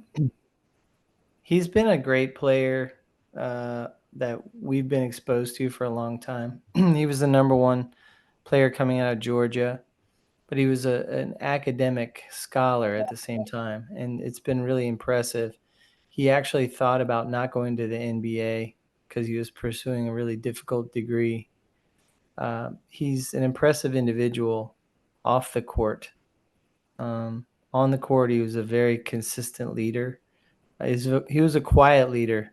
I remember one time he came into a restaurant that I was managing in North Hills, and he came in with the team, and he was quiet, but they were always looking to him to say when they were all done, or he was a leader. You could tell the way he was dealing with the guys. Was that time that they all came in with him and Toby and all those guys? Yeah, and Joe Harris. I mean, is there anything bad you could say about Malcolm Brogdon? I mean, has been the class act from the very beginning. He was a great representative of Virginia. he's been a good representative of the players' unions and the players. He's and a great ambassador for the NBA. I mean, he's just been a yeah, great player. he's so smart, so Yeah. so Yeah, we're sorry to see him go, but he's going to be very successful no matter what he does going forward. So, no question about that. All right, man, I'm going to hand it to you. All right, mailbag. Got definitely sharing this, talking about the college shakeup that's been going on. That's Jerry Eugene Carter. Hey, thanks, Jerry, for sharing this. Definitely invite some friends to our channel, and thanks for watching our content and liking our videos. Next one, teach me your ways at Joseph Nelson. I saw that comment. That's great. So, Joseph, yeah, just drop us an email, man, and we'll talk.